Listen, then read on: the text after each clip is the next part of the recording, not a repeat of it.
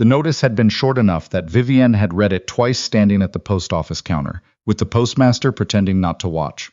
Rancher, widower, 4 daughters ages 5 to 16. Property in the Peace River country, northern Alberta. Looking for a capable woman to help manage the household. Not looking for sentiment, respond if serious. No name given at first, just a box number and a town. Dunvegan Crossing. She had folded the notice and put it in her coat pocket and walked back to the boarding house on Jasper Avenue and sat on the edge of her narrow bed. The room was $3 a week and she was 2 weeks behind. Her sister in Lethbridge had written twice this winter, already asking when Vivienne planned to come home, and the honest answer was that she was not going back to a place that had only ever felt like somewhere she was waiting to leave.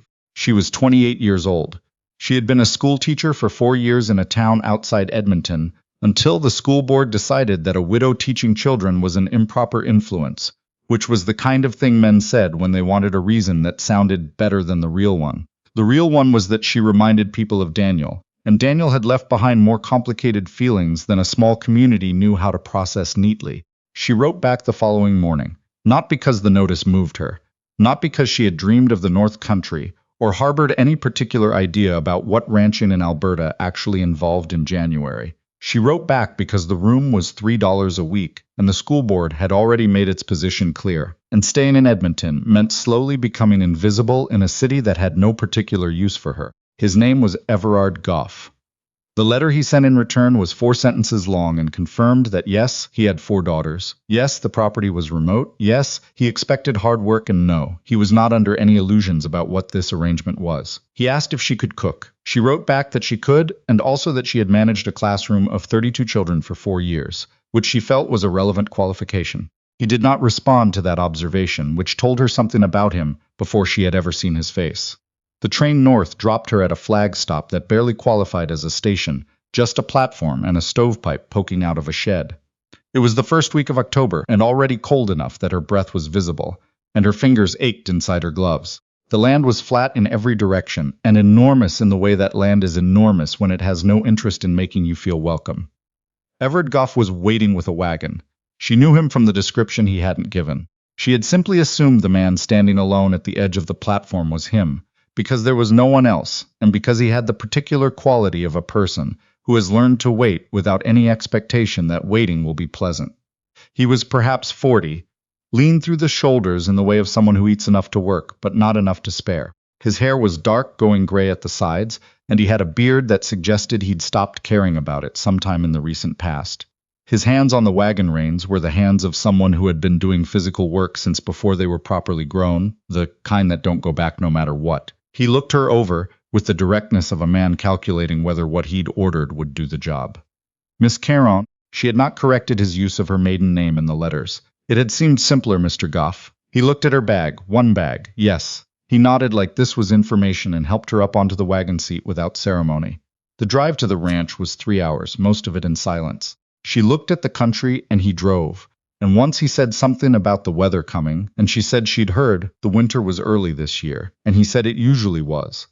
The Goff place appeared at the end of a track through sparse spruce, and her first thought was that it had once been something, and was currently engaged in forgetting what. The house was large, built from timber that had weathered considerably, with a covered porch running the full front length. The barn was newer, which told her what this man prioritized. 3 outbuildings in varying states of repair. A kitchen garden that had clearly been harvested but not tended to, the way a garden looks when someone has been doing the minimum. And on the porch, 4 girls in a line. Vivienne had been told there were 4. Knowing it and seeing them standing there in descending height, all of them in coats they had probably worn last winter and grown since, was different from knowing it. The oldest was perhaps 16 and had made herself a mask out of her own face, which Vivienne recognized immediately as the particular accomplishment of a girl who has been asked to be older than she is. The youngest was small enough that she was holding the hem of the second youngest's coat and watching Vivienne with dark, solemn eyes. He stopped the wagon and she climbed down herself. He came around to take her bag. "Girls," he said, not unkindly, "this is Miss Caron." She looked at the 4 of them. They looked back with a spectrum of expressions that ranged from guarded to openly assessing. "I'm Vivienne," she said, because she was not going to be Miss Caron to 4 children she'd be living with. The second oldest, who was maybe 13, said, "That's a French name." "It is. My grandmother was from Quebec." "What do we call you?" the youngest said. She had released the coat hem and stepped forward one step, the way small children step forward when curiosity wins over caution. You can call me Vivienne for now, she said. We can figure out the rest as we go. The oldest girl had not said anything. She looked at the ground now with the specific quality of someone who has decided that participating is a form of consent they're not yet prepared to give. Everard carried her bag inside and showed her the room off the back of the kitchen. Small, with a narrow window that looked out toward the tree line, a bed, a chest, a hook on the wall. Supper's whatever the girls made, he said. I didn't know exactly when the train would get in. That's fine. He paused in the doorway the way a man pauses when he has not quite finished a thought, but is not sure the rest of it is worth saying. Then he said, the girls will tell you where things are. I'm out before light most mornings. She looked at him directly, Mr. Goff. I appreciate knowing what I'm walking into. She paused. What would be most useful for you to know about me? He seemed to consider this as a genuinely unusual question. He said, can you manage a wood stove? She said she could. He said that was most of it and went out to the barn. Her name was Lucille, the oldest. Vivienne learned this at supper from the 13-year-old, whose name was Daphne, because Lucille herself said almost nothing and passed the bread with the careful economy of a girl who has learned to take up as little space as possible. The third daughter was Blix, which was short for something she declined to specify. She was 10 and watched everything with the measuring eyes of a child who has been taking notes on people for long enough that she trusts her own observations. The youngest was Wren, who was 5, and who sat beside Vivienne without being asked and announced partway through supper that she had a cat whose name was Sergeant. Is he the sergeant of anything particular? Vivienne asked. Of the barn, Wren said seriously. He's in charge. Does the barn know that? Wren considered this. Probably not, but he does. It was the closest thing after the table produced that evening. A small sound from Blix, quickly swallowed. Lucille looked at her plate. Everard ate without looking at anyone, and then pushed back from the table and said something about checking the horses and went out. Daphne helped her clear the plates without being asked. This told Vivienne something. In the morning she was up before 5, which was before anyone else in the house. She built up the kitchen fire and stood at the window while the stove heated, looking out at the dark and the first gray line on the horizon. The country was extraordinarily quiet. She had grown up in a city and taught in a town, and she was not used to this quality of silence, which was not actually silence, but the sound of an enormous amount of nothing in particular happening all at once. She found the pantry and assessed it with the same methodical attention she'd once given to a schoolroom before the first day of term. The flour was adequate, the lard was low. There were preserves, a good number, which meant someone had put up a summer's worth of work before whatever had gone wrong had gone wrong. She counted the canned goods and made notes in the small notebook she'd brought from Edmonton. She had the oatmeal on and bread proved by the time Everard came in from the barn at 6. He stopped in the kitchen doorway and looked at the stove and at her, and then sat down without comment and poured his coffee. Lucille came down at 6:15 and stopped when she saw the breakfast, and then sat down with a face that gave nothing away. Daphne came next, then Blix, then Wren, who had Sergeant under one arm until Vivienne said gently that the cat probably needed to stay in the barn at mealtimes. Wren deposited Sergeant outside with some ceremony and came back and ate her oatmeal with the focused energy of a 5-year-old who has decided to move on. That was the first morning. The first week was the first week. By the end of it, she understood several things she had not understood before. The house ran on a system that Lucille had apparently built and maintained by herself since the previous spring, which was when her mother had died. This system worked, barely, in the way that things work when someone has poured everything they have into holding them together and has nothing left to keep them standing on their own. The kitchen was Lucille's. That was clear from the first day. She moved through it with the proprietary efficiency of someone who has organized a space the way they need it and does not want it reorganized. Vivienne watched this and did not reorganize anything. She asked where things were, and Lucille told her, shortly, and she filed the information and used it correctly, and after 3 days Lucille's answers got slightly longer. She found the problem with the flour situation on the 5th day. Not a shortage, exactly. A miscalculation, the kind that happens when someone is managing the household arithmetic for the first time and doing it under the wrong assumptions. She sat with the numbers, and then she sat with the inventory, and then she understood that the winter provisions would run short sometime in February if nothing changed. She said nothing to Everard. Not yet. She went to the supply ledger she'd found in the kitchen drawer and spent an evening going through it, correcting the figures, recalculating. Daphne found her at the table at 8 o'clock and looked at the papers. Is something wrong? She asked. Nothing that can't be fixed, Vivienne said. I'm just learning the numbers. Daphne sat down. She had her mother's way of sitting, Vivienne suspected, though she had no way of knowing this. Straight-backed and present, like a girl who has decided that if she's going to be somewhere, she might as well be fully there. Mama used to do that, she said, every month. Vivienne looked at her. Was she good with numbers? Daphne smiled, the first real smile Vivienne had seen from any of them, brief and unguarded before the careful reserve pulled back over it like a curtain. Better than Papa. She paused. He knows cattle. Numbers make him say things under his breath. What kind of things? The kind that aren't words, exactly. Daphne said it with a dry precision that was several years older than 13, and Vivienne understood suddenly that she was going to like this girl very much. The first real difficulty happened on a Saturday, and it began the way these things always begin, not with the difficulty itself, but with the symptom of it. Wren had been coughing since Wednesday. Not seriously, or so it seemed, the kind of cough small children get in cold weather as a matter of course. But by Saturday it had become persistent and wet, and Wren had stopped eating her breakfast with the focused energy she usually applied to it, and had started sitting in the chair by the stove instead, which was where Vivienne found her at 9 in the morning. Small and pale and not particularly interested in Sargent for the first time since Vivienne's arrival. She assessed the situation the way she had once assessed a classroom, quickly and without catastrophizing. Wren was not critically ill, but she was sick enough to need watching and possibly a doctor, and the nearest doctor was in a town 40 minutes away, which in this weather and on these roads was not nothing. She went to find Everard. He was in the barn, as he always was in the morning, working with the kind of absorbed physical concentration that she had come to understand. Was not unfriendliness, but simply where he went when there were things to be done, and no particular reason to go anywhere else. She told him about Wren plainly, and without embellishment. He came in immediately. He sat beside Wren's chair and put his large hand against her forehead, and looked at her for a long moment with an expression on his face that he normally did not have, the look of a man confronted with something that could not be outworked. He said her name. Just that. Wren. She leaned her head against his arm. He sat there. Vivienne got her coat and drove the wagon to town herself. The doctor's name was Pettigrew. He was older, competent, and had clearly been the only medical person in a large area for long enough that he wasted no movements. He came back with her, looked at Wren, said it was a chest cold that needed rest and warmth and this medicine, and departed with $4 that Vivienne saw Everard count from the tin on the kitchen shelf. That evening, after Wren had taken her medicine and fallen asleep in the chair before being carried up to bed, Everard was in the kitchen when Vivienne came to put the kettle on. He was standing at the counter with a cup he wasn't drinking. She boiled the water and made tea and set a cup in front of him. You didn't have to go yourself, he said. There wasn't a reason not to. She sat down across from him. She'll be fine. He's seen it before, he said so. A pause. He turned the cup. I know, he said. He was looking at the table. It's just when they get sick. He stopped.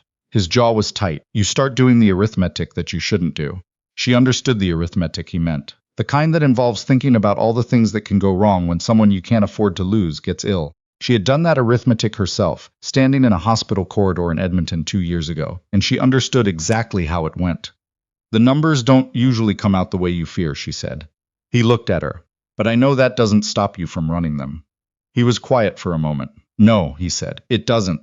That was the first evening they sat in the same room, for longer than it took to communicate something necessary. The complication with Lucille announced itself at the end of the second week, which was about how long Vivienne had expected it to take. She found it in the small way she found most things. Not a confrontation, not a declaration. She asked Lucille on a Tuesday morning where the winter butter was stored, and Lucille said she'd reorganized the cold room in September, and it was on the left now, not the right, and Vivienne said thank you and went to find it and found it where Lucille said, and that was when she noticed the jam. There were several jars missing from what she'd inventoried in the first week. The spaces on the shelf were visible. She counted twice. She was not wrong. She found Lucille in the kitchen an hour later. She did not accuse her of anything. She said, I noticed the preserve count is different from what I recorded. Do you know what happened to the jars? Lucille looked at the stove. A pause that was long enough to be answer in itself.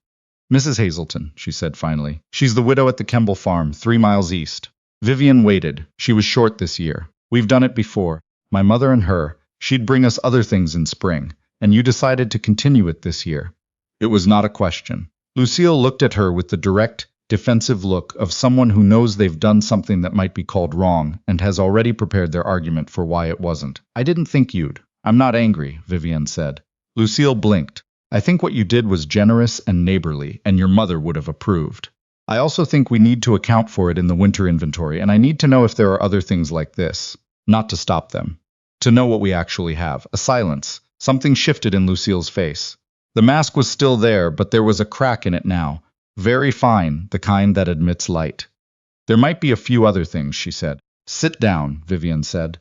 Tell me.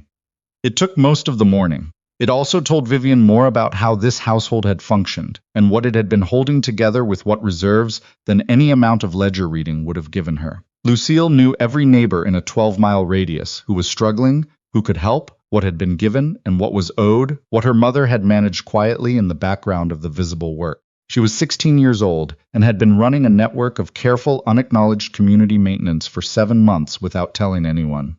You've been doing this alone, Vivienne said at the end. Lucille shrugged. Who else was going to? Vivienne looked at her. She thought about all the things she wanted to say. She chose the one that mattered most. You're not alone anymore, she said. She said it plainly, without flourish. That's not a promise about feeling. It's a statement of fact. I'm here, and I'm not going anywhere. Lucille looked at the table. She pressed her lips together. The mask held, but only just. Okay, she said quietly, to the table. Then she stood up and started on the noon meal with the focused industry of a girl whose only reliable coping mechanism is having something to do. Vivienne let her. She sat with her notebook and began recalculating. She told Everard about the preserve arrangement that evening in the barn, where she'd gone to ask him something about the fence line repairs she'd noticed while driving the track that afternoon. He was working on a harness. He listened without looking up. You've been doing that quietly for years, she said, watching his face. The extending to neighbors when there's extra. He went still with the harness. My wife organized it, he said. Lucille kept it going. Did you know she'd kept it going? A pause. Not long. I suspected, he said, but you didn't ask. He set the harness down. He looked at her with the specific expression of a man who has just been named something true and is deciding how he feels about that. Asking means knowing, he said. And knowing means dealing with it. And there's only so much I can deal with at a time. She said nothing for a moment. Outside, the wind had picked up and the barn walls held it, the low continuous pressure of cold finding the gaps. Lucille has been managing more than she should, Vivienne said. Not as a criticism, just as information he needed. He picked up the parse again. His hands moved, but she could see they weren't working, just going through the motions. I know, he said. His voice was flat with the weight of a man who has known a thing for some time, and has been unable to do anything about it, and has therefore put the knowing somewhere he doesn't have to look at it directly. She went back to the house. She did not push it further that night. She had learned in the weeks since arriving that Everard Goff processed things the way permafrost processes heat, slowly from the outside in, with no visible change on the surface until something suddenly wasn't frozen anymore. Pushing produced nothing. Waiting and being consistent produced incremental thaw. What she pushed on instead was the fence. She'd noticed it on the drive, and she mentioned it over breakfast the following morning, directly and without preamble. 3 sections on the east line were down. That was a cattle loss risk before the snow got serious. He said he'd been meaning to get to it. She said she'd help. He looked at her. She said she wasn't much use with post setting, but she could hand tools and hold line and keep the count. He said it wasn't necessary. She said she'd observed that a number of things around this property had been described as not necessary and had then gone undone. He went very still. Then, with the particular quality of a man who has been out-reasoned and knows it. Fine. They spent the afternoon on the fence. It was cold and the ground was already beginning to set, and the work was harder for it. She did what she said she would. He set posts, and she held line, and they worked in the particular silence of 2 people doing a job together who don't need to narrate it. And at some point in the middle of it, she realized this was the most time she'd spent with him since the wagon ride from the station. He was not what she'd expected, which she supposed was fair since she hadn't expected anything exactly, only prepared herself not to expect warmth. He was not warm, particularly, but he was not unkind. He was precise and capable, and he thanked her twice in the course of the afternoon, once for the line tension, and once for seeing the weak section she'd pointed out that he'd been about to pass. The thank yous came out of him like they cost something, which meant they were genuine. On the drive back to the house, in the cold, he said out of nowhere, "She used to help too. My wife," she said, "watching things go unrepaired was worse than the cold." Vivienne said, "She sounds like she was practical. The most practical person I've known," he said, and then he stopped talking for the rest of the drive, and she did not push it, and that was the right choice. The afternoon in mid-November when the real difficulty arrived, it came not from inside the house, but from a man named Corbett, who ran the supply operation out of Dunvegan Crossing, and who arrived at the Goff place on a Wednesday, with a face that suggested the visit was not social. Vivienne was in the kitchen when she heard the wagon. She watched from the window. Everard came out from the barn. The two men spoke for several minutes near the gate. She couldn't hear the words, but she could read the quality of the conversation in the way Everard's shoulders changed and the way Corbett held his hat. After Corbett left, Everard stood at the gate for a moment. Then he came inside. He poured himself water, which he never did mid-afternoon. She set down what she was doing. "What's happened?" she asked. He said the supply account was further overdrawn than he'd realized. Corbett was extending him credit through winter, but needed assurance of payment in spring, which meant Everard needed to sell cattle in the spring, and needed a number attached to the commitment, and the number Corbett needed was higher than the number Everard had currently planned to sell. She did not say anything immediately. She was doing the arithmetic, the actual arithmetic, against what she knew of the operation. "If you sell that many head in spring," she said, "you'll set back the herd expansion by 2 years. He looked at her. She had clearly said something he did not expect. "I know." "Then there's something else," she said. "A different option, or you wouldn't look like that." He sat down. He put both hands flat on the table. He was not going to speak yet, and she was learning to give him the pause. "Kellerman," he said finally, "he's been asking about the east pasture for 2 years. 40 acres. Not the herd land, fringe land. He'd pay fair, and you haven't sold it." "It was my father's land," he said in the voice of a man stating something that is not quite a reason, but has been functioning as one for long enough that he's stopped questioning it. She thought about this carefully. "Your father's goal was to hold the land," she said, "or your father's goal was to give you a viable operation." He looked at the table. He wasn't a man who separated those two things, he said. She let that sit for a moment. "Which are you?" Not unkindly, just directly. He didn't answer that day. But he drove to the Kellerman place 3 days later. She found out because Daphne saw him go and reported it that evening, with the specific matter-of-fact delivery of a girl who has decided that information is a form of assistance. He came back in the late afternoon with a figure written on a piece of paper that he set on the kitchen table in front of her without comment. She looked at it. It covered the Corbett account and left enough for the seed order in spring. "It's a fair number," she said. He sat down. He picked up his coffee. He was quiet for a long time. "My wife would have told me to do this 2 years ago," he said. Vivienne said, "What stopped you?" "Pride," he said, "and the feeling that selling anything was losing. She would have told me the difference between losing ground and losing the fight for it." He paused. "She was better at that than I am." She looked at him. He was looking at his cup. "You knew the difference too," she said. "You just needed someone to say it out loud." He looked at her. It was a longer look than he usually gave anything. The face she was starting to learn, the controlled exterior, and underneath it things that moved more slowly but moved genuinely. He said, "Maybe." That was progress. The dinner the last Saturday of November was the evening that broke something open, and it started with Blix, which surprised Vivienne, and probably surprised everyone, including Blix. Blix was 10 and had been, in Vivienne's assessment, the most carefully self-contained of the 4 girls. She watched everything. She said little of it aloud. She had the quality of someone keeping a very detailed internal record that she had no intention of sharing, and Vivienne had respected this, had not pushed, had simply made sure to treat her observations seriously on the occasions she did share them. What Blix said was, "You moved the jam." It came out of nowhere in the middle of supper in the particular disconnected from context way that children say things they've been thinking for a while. "The preserved jars," Blix said. "The ones from the root cellar. They're in a different order. I reorganized them," Vivienne said. "For easier count, Mama had them in the order she put them up." "Blix," Lucille's voice warning. "No, let her say it." Vivienne looked at Blix directly. "You're right that I changed them. I didn't know there was an order that mattered." She paused. "If you tell me the original order, I'll put them back." Blix looked at her with the evaluating eyes she used for everything. Then she said, "They were by month. August 1st, then September, then October." She made the August ones with the most sugar because she said August fruit was already sweet enough. But by October it needed help. Vivienne held her gaze. "Your mother knew her preserves. The whole table had gone quiet. Not the bad quiet. A different kind. She made 7 kinds of jam," Wren said from beside Vivienne. The way Wren said things, directly and without preamble, in the voice of someone reporting an established fact. Her Saskatoon was the best. Daphne said, very quietly, "It was." Everard had set down his fork. He was looking at the table, the way he looked when something was happening that he hadn't arranged for and didn't know what to do with. His hands were flat on either side of his plate. Vivienne said, "Would one of you tell me about her? Just something small, something you want someone to know." Another silence. Then Daphne said, she sang when she thought no one was listening. Not real songs. Just things she made up. Lucille looked at her plate. Her jaw was tight with the effort of something. "She kept birds," Blix said. not in a cage. She left the kitchen window open in summer and the same sparrow came back every year. She said it was the same one. I don't know if that's true. The silence stretched. Then Wren looked up at Vivienne with those dark, solemn eyes. She smelled like cedar and bread, Wren said. I try to remember it, but it keeps going smaller. Vivienne did not speak immediately. She let the words have their space because they deserved it. That's what you do with it, she said finally. You say it out loud so it doesn't go all the way small. So someone else is holding it too. Wren looked at her for a moment, considering this.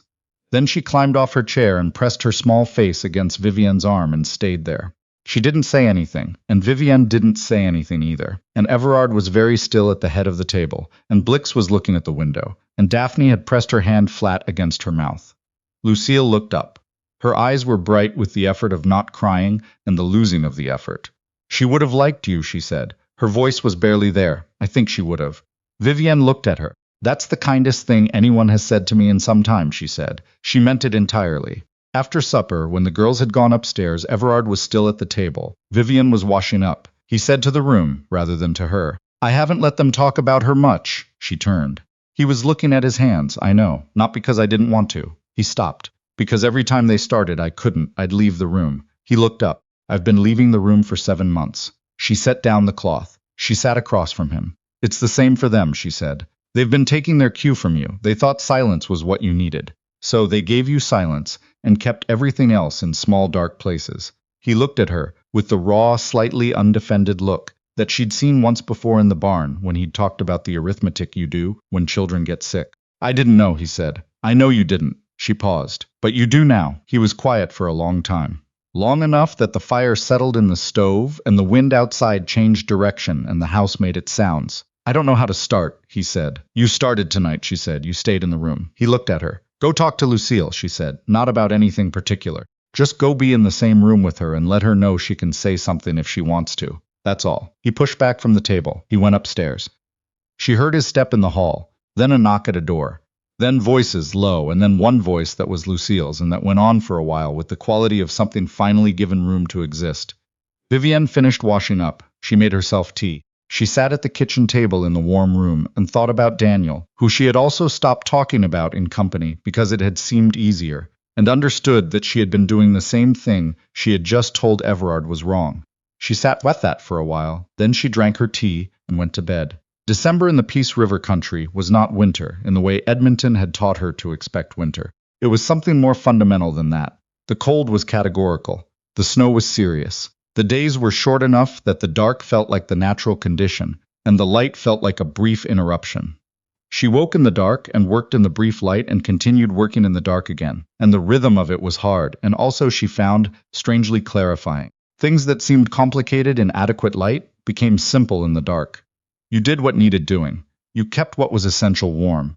You got through to the next morning. The 4 girls were, in December, different from the 4 girls of October. Lucille was not transformed.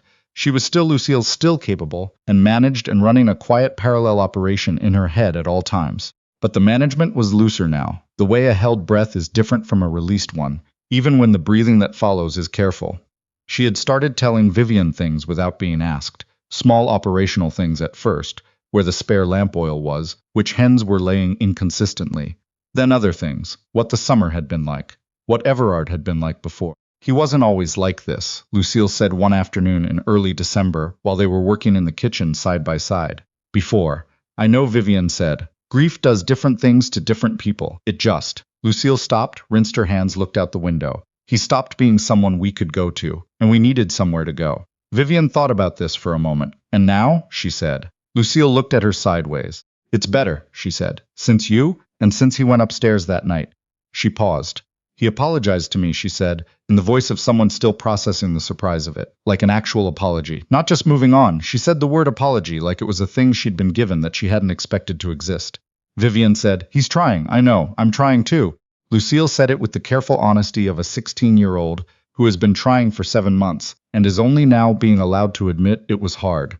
Daphne had started talking more, which turned out to mean she talked quite a lot in the dry observational way she had, about the people at the Dunvegan school and the school's politics, which were apparently more complicated than Vivienne would have guessed, and about the books she was reading, and occasionally about her mother in the matter-of-fact way that meant she'd decided Vivienne was a safe person to do that with. Blix had reorganized the preserves. She'd told Vivienne about it without asking permission, and then done it before Vivienne could respond. And Vivienne had simply said, "That makes more sense." And the two of them had never discussed it further, which was the exact right way to handle Blix. Wren had stopped looking at Vivienne like she was calculating a risk, and started looking at her like she was calculating something else. Something more like belonging. She appeared at Vivienne's side with the same frequency she'd always had, but the quality had changed. Less observation, more companionship. On a Wednesday in the middle of December, Wren came into the kitchen at breakfast, with her hair in the worst state Vivienne had seen it yet, and said, "Lucille usually does it, but she's already outside." Vivienne sat her down on a chair and found a comb and worked through it with the patience it required. Wren sat very still and reported in her serious way that Sargent had caught a mouse.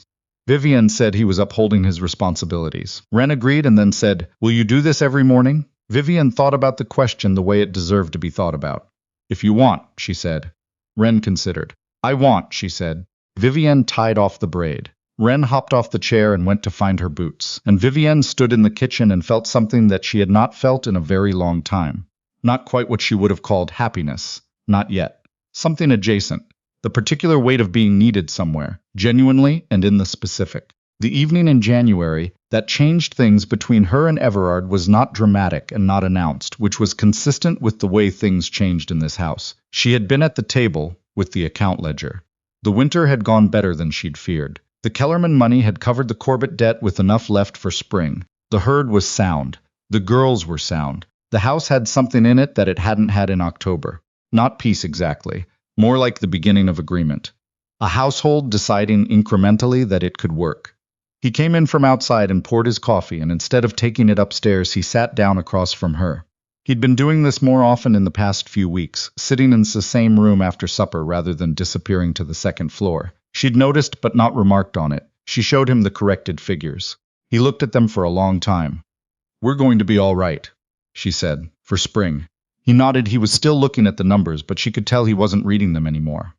"I should have done this," he said. He meant the accounts. He meant several things. "You do other things," she said. "You keep the cattle and the fence and the equipment, and you get up before 5 every morning and do the work that makes the rest of this possible." He looked up. "I'm not making excuses for you," she said. "I'm making a case that it doesn't need to be one person doing everything." A pause. "When I wrote the notice," he said, "I thought I was looking for a housekeeper who could also sign a paper." He said it without embarrassment, plainly, in the way he said all true things.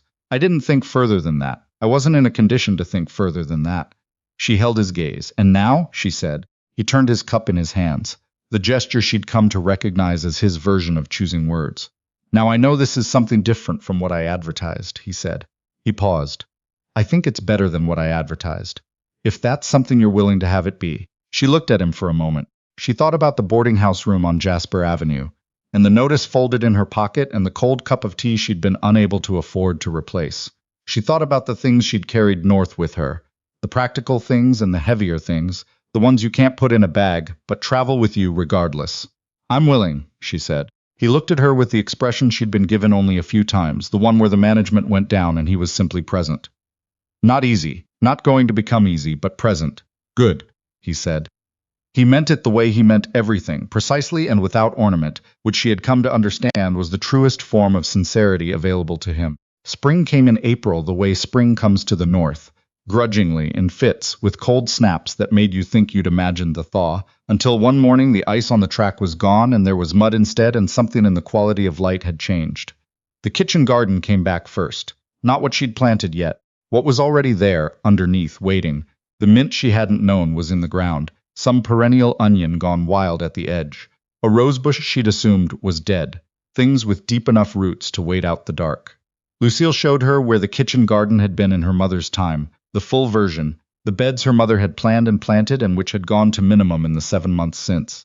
They walked it together on a Sunday afternoon, Lucille pointing to what had been where, talking about what her mother had grown not because the information was necessary, but because she wanted to say it and had found someone to say it to.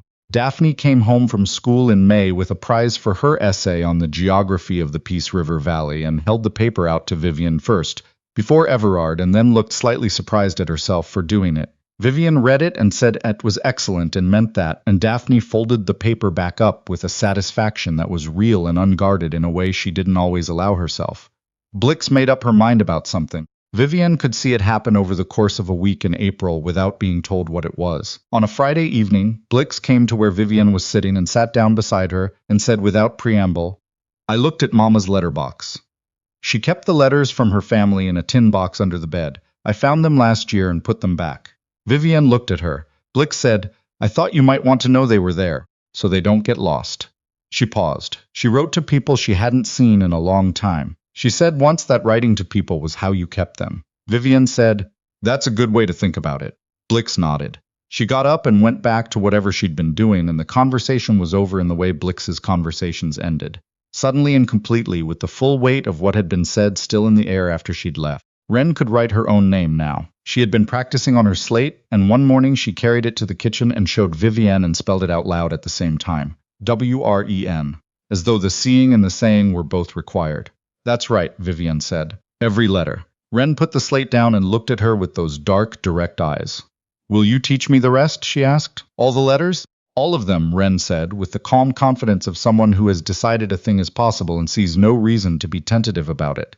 Vivienne said yes, she would. The evening Everard made supper was the first time he had done so in 7 months. He said nothing about it beforehand. He simply started cooking in the late afternoon, and when the girls came in at 5, they found him at the stove, with a look of focused determination that was the same expression he wore when setting a difficult fence post. The result was stew that was rougher than what Vivienne made but warm and sufficient, and cornbread from a recipe he found in the tin box, the one Blix had told her about. His wife's handwriting on a card soft with use. They ate, all 6 of them, at the table that had held 7 months of meals. He did not make a speech. He was not a man for speeches. But at some point in the middle of supper, he put down his fork and looked around the table at his daughters, one by one, with the expression of a man who has been looking somewhere else for a long time and has decided to come back to the room he's actually in. He said, "I owe you girls some things I can't fully pay back." He said it with the directness he brought to all honest things, "but I intend to keep better account of them than I have." Wren said, "Okay, Papa," and went back to her stew with equanimity, and Daphne made a sound that was not quite a laugh and was also not quite tears, and Blix was very still in the way she was still when something was important, and Lucille, who had been holding herself carefully managed for 7 months, set her spoon down and looked at her father and said, "I know." 2 words. She meant the whole of the last year in them, the managing and the carrying and the maintaining and the going forward anyway, and she meant also, "It's enough that you said it." And he heard both things, and nodded once and picked up his fork. After, when the girls had gone and the kitchen was quiet, Everard stood at the counter and Vivienne was at the basin. The stove had burned down to coals. The spring night was cold outside the window, but less categorical than December, less absolute. He said without turning, "I thought about what you asked me in November, about my father's goal." She waited. "He wanted us to have something," he said, "not just land, something that holds. People who hold on to each other." He cleared his throat. "I don't think I was doing that," she said. "You're doing it now." He turned. He looked at her the way he had in January, that particular quality of presence, the same face without the management over it. "Because you didn't let it stay the way it was," he said. She said, "You wouldn't have let it either. You just needed something to push against." He was quiet for a moment. "Almost," he said. "Thank you. For staying." She looked at him across the kitchen in the last light of the fire. "You wrote 4 sentences," she said. "I wrote back 3. There wasn't much in either of those letters that should have worked out this well. He said no. She said, "I'm glad it did." Outside the window, the dark land stretched away toward the spruce line. Cold and still and enormous, it had been asking more from all of them than any of them had known to prepare for. But in the kitchen, in the warm room, at the end of a day that had been like most of the days, the ordinary and the necessary and the incremental building of something real, she was not afraid of how large it was anymore. She had learned that in this country, what held you was not the land itself, not the size of what you'd claimed, but the people you turned toward in the dark, the ones who turned back. She turned off the lamp, and the house settled into its night sounds, and the spring cold pressed at the windows, and it did not get in.